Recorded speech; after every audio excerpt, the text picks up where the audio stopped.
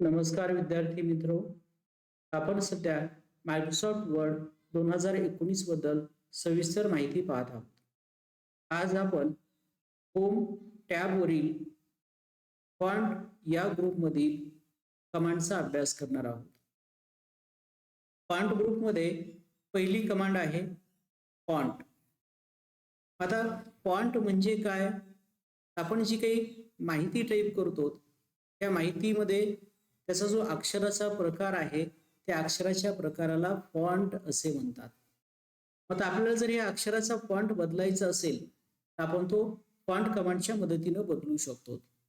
आता या ठिकाणी काही आपण नावं टाईप केलेली आहेत. आता मी हे तुकाराम नाव सिलेक्ट करतो.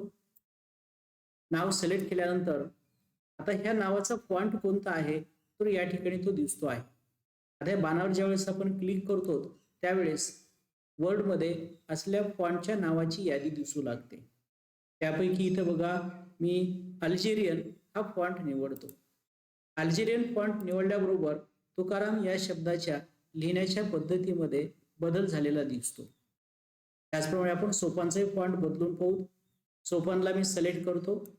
सोपानला सिलेक्ट केल्यानंतर फॉन्टच्या बाणावर क्लिक करा. या ठिकाणी भरपूर फॉन्टचे प्रकार आहेत. हा ब्लॅक डर हा फॉन्ट मी निवडतो. सोपान हे नाव लिहिण्याची पद्धत या ठिकाणी बदललेली दिसते. अशा पद्धतीनं आपण फॉन्ट कमांडच्या मदतीनं सिलेक्ट केलेल्या माहितीचा अक्षराचा प्रकार बदलू शकतो. त्यासाठी ही फॉन्ट कमांड वापरली जाते. फॉन्ट नंतर पुढची दुसरी कमांड आहे फॉन्ट साईज. आता फॉन्ट साईज म्हणजे काय? आपण आपल्या कॉम्प्युटरमध्ये जी काही माहिती टाईप करतो त्या माहितीला ठराविक साईज असते. आता इथं आपण फॉन्ट साईज हा जो शब्द टाईप केलेला आहे याची साईज किती आहे हे जर पाहायचं झालं तर या ठिकाणी ही फॉन्ट साईज नावाची कमांड आहे.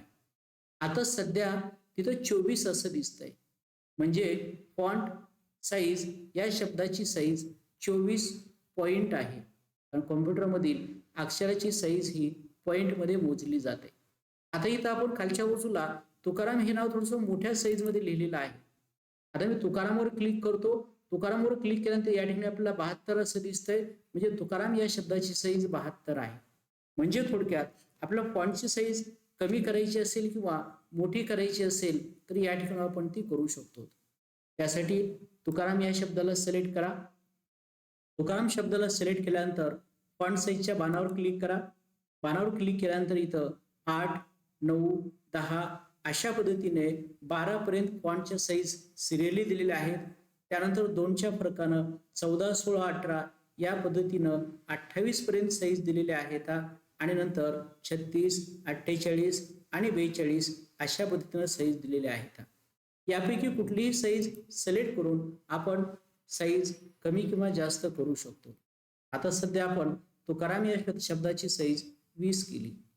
आता आपल्या तुकाराम शब्दाची साईज इथं दिलेल्या साईज मध्येच बदलता येते का? त्यापेक्षा मोठी जर साईज करायची असेल तर समजा मला तुकाराम या शब्दाची साईज 100 पॉइंट करायची आहे. अशा वेळेस इथं आपण 100 ही जर संख्या टाईप केली आणि एंटर की प्रेस केली तर तुकाराम या शब्दाची साईज 100 पॉइंट होते. मग अशी या तुकाराम शब्दाची साईज किंवा ह्या माहितीची साईज आपण किती मोठी करू शकतो?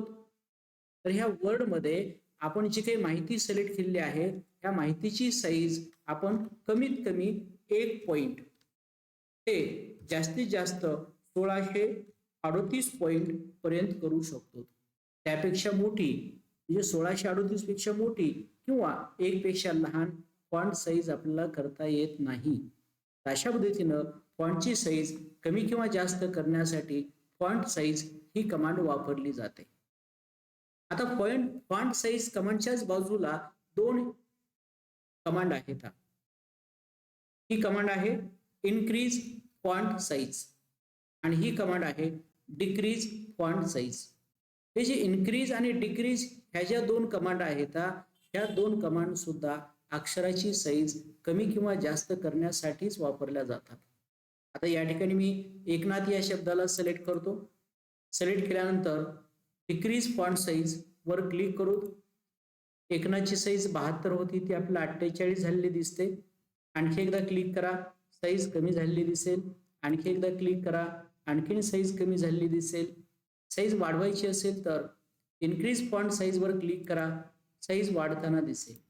अशा पद्धतीने आपण इथून सुद्धा अक्षराची साईज कमी किंवा जास्त करू शकतो. तर ह्या झाल्या अक्षराची साईज कमी किंवा जास्त करण्यासाठीच्या कमांड. आता आपण पुढची तिसरी कमांड पाहू, बोल्ड. आता काही डॉक्युमेंट बनवत असताना त्या डॉक्युमेंटमध्ये जर काही महत्त्वाचे शब्द असतील तर हे महत्त्वाचे शब्द ठळक करून दाखवले जात असतात. मग हे ठळक शब्द करायचे असतील तर त्यासाठी बोल्ड कमांड वापरली जाते. आता या ठिकाणी मी कमांड्स हा शब्द सिलेक्ट करतो. कमांड शब्द सिलेक्ट केल्यानंतर या ठिकाणी बोल्ड कमांड आहे, त्या बोल्ड कमांडवर आपण क्लिक करू. बघा, बोल्ड कमांडवर क्लिक केल्यानंतर कमांड्स या शब्दामध्ये काय बदल होत होते. क्लिक केलं, कमांड्स हा शब्द थोडासा ठळक दिसतो आहे. म्हणजे अशा पद्धतीनं आपल्या डॉक्युमेंटमधील महत्त्वाचे शब्द जर तुम्हाला दर्शवायचे असतील तर बोल्ड कमांडच्या मदतीनं आपण ते दर्शवू शकतो. यानंतर पुढची आपली चौथी कमांड आहे इटालिक. आता इटालिक म्हणजे काय, तर तिरकस लिहिणे.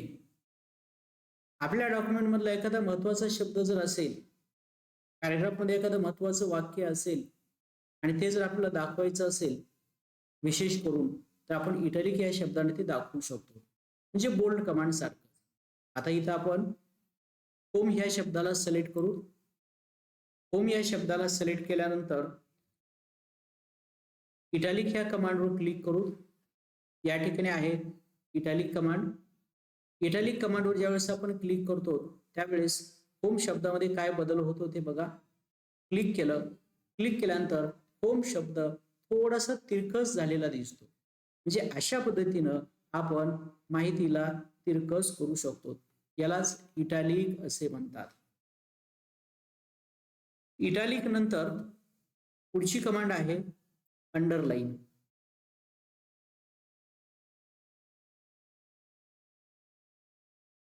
आता ही कमांड कोणत्या ठिकाणी आहे ते अगोदर पाहू. या ठिकाणी फॉन्ट ग्रुपमध्ये यू आणि खालच्या बाजूला रेषा ओढलेली जी कमांड आहे त्या कमांडला अंडरलाईन असं म्हणतात. आता अंडरलाईन म्हणजे काय, माहितीच्या खालच्या बाजूला रेषा ओढणे, यालाच आपण अंडरलाईन करणे असं म्हणतो. मग अंडरलाईनचे काही वेगवेगळे प्रकार असतात का. आता अंडरलाईन करत असताना कधी कधी आपण माहितीच्या खाली एकच रेषा ओढतो, त्याला सिंगल अंडरलाईन असं म्हणतात. कधी कधी आपण 2 रेषा ओढतो, त्याला डबल अंडरलाईन असं म्हणतात. कधी कधी आपण डॉट डॉट मध्ये काढतो, त्याला डॉटेड अंडरलाईन असं म्हणतात. कधी आपण डॅश लिहितो, त्याला डॅशड अंडरलाईन असं म्हणतात. म्हणजे हे अंडरलाईनचे वेगवेगळे प्रकार आहेत. म्हणजे थोडक्यात या अंडरलाईन कमांडच्या मदतीनं आपण जी माहिती सिलेक्ट केलेली आहे त्या माहितीच्या खालच्या बाजूस वेगवेगळ्या प्रकारची अंडरलाईन करू शकतो. आता इथे मी फॉन्ट ग्रुप हा शब्द सिलेक्ट केलेला आहे. अंडरलाईनच्या बाणावर क्लिक करा. बाणावर क्लिक केल्यानंतर अंडरलाईनचे वेगवेगळे प्रकार दिसतात. या प्रकारामध्ये इथे मी पहिल्या प्रकारावर माऊस पॉइंटर घेतो, त्या प्रकाराचं नाव सुद्धा दिसते अंडरलाईन, म्हणजे सिंगल अंडरलाईन. आता जर आपण इथं क्लिक केलं तर माहितीच्या होती सिंगल अंडरलाईन आलेली दिसते. जर तुम्हाला डबल अंडरलाईन घ्यायची असेल तर इथं डबल अंडरलाईन आहे. थोडीशी जाड अंडरलाईन पाहिजे असेल तर थिक अंडरलाईन. डॉटेड मध्ये, डॅश मध्ये इथं आहेत बघा डॉटेड अंडरलाईन, डॅशड अंडरलाईन, एक डॅश आणि एक डॉट, अशी डॉट डॅश अंडरलाईन, असे हे अंडरलाईनचे वेगवेगळे प्रकार आहेत. यापैकी कुठलीही अंडरलाईन आपण सिलेक्ट करून माहितीच्या खालच्या बाजूला ती घेऊ शकतो. आता इथं जे आपण अंडरलाईन काढलेली आहे त्या अंडरलाईनचा कलर आणि अक्षराचा कलर सारखाच आहे. जर आपला अंडरलाईनचा कलर बदलायचा असेल तर बदलू शकतो. माहितीला सिलेक्ट करा, इथं अंडरलाईनच्या बाणावर क्लिक करा. अंडरलाईन कलर नावाची कमांड आहे, त्याच्यावर क्लिक करा. कलर प्लेट दिसते, कलर प्लेट मधून कोणताही कलर सिलेक्ट करा. तुम्हाला तुमच्या माहितीच्या भोवती असलेले खालच्या बाजूला असलेले अंडरलाईन सिलेक्ट केलेल्या कलरमध्ये दिसू लागेल. म्हणजे अशामध्ये आपण अंडरलाईनचा कलर सुद्धा बदलू शकतो. यानंतर पुढची कमांड आहे स्ट्राईक थ्रो.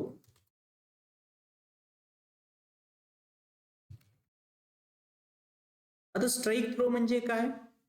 या ठिकाणी मी प्रॅक्टिकलसाठी एक नाव लिहितो, तुकाराम. आता मी ह्या तुकारामला सिलेक्ट करतो. या ठिकाणी आहे स्ट्राईक थ्रो नावाची कमांड.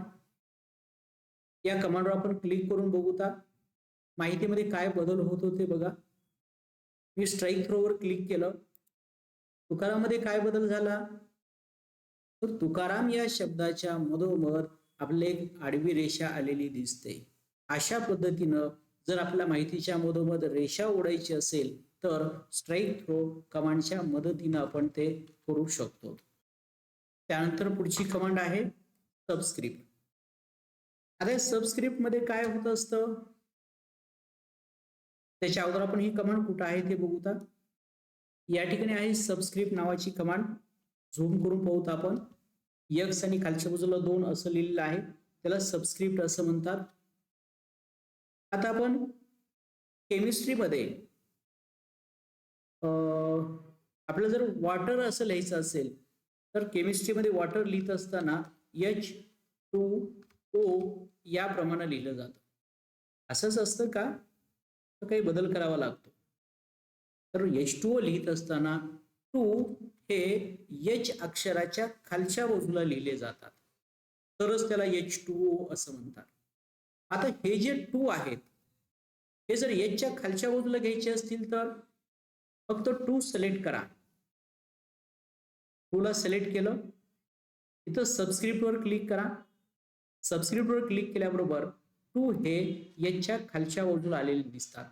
म्हणजे अशा पद्धतीने आपण नॉर्मल अक्षराच्या खालच्या बाजूला अक्षर जर घ्यायचं असेल तर सबस्क्रिप्ट या कमांडचा उपयोग केला जातो. अशा प्रकारची माहिती आपल्याला केमिस्ट्रीमध्ये वापरावी लागते. सबस्क्रिप्ट नंतर पुढची कमांड आहे सुपरस्क्रिप्ट. तर सुपरस्क्रिप्ट म्हणजे काय? तर सबस्क्रिप्टच्या विरुद्ध, म्हणजे नॉर्मल अक्षराच्या वरच्या बाजूला जर अक्षर घ्यायचं असेल तर त्यासाठी सुपरस्क्रिप्ट या कमांडचा उपयोग केला जातो. आता सुपरस्क्रिप्ट कमांड कुठं आहे? या ठिकाणी सबस्क्रिप्ट कमांडच्या उजव्या बाजूला सुपरस्क्रिप्ट म्हणजे एक्स आणि त्याच्या वरच्या बाजूला 2 असं लिहिलेलं आहे. आता याचा उपयोग कुठं केला जातो? विशेष करून गणितामध्ये आपण काही समीकरण लिहित असताना समजा आपल्याला असं एक समीकरण लिहायचंय 2चा वर्ग अधिक 5चा वर्ग बरोबर किती. आता आपण वाचलं 2चा वर्ग अधिक 5चा वर्ग, परंतु इथं टाईप झालं 22 अधिक 52.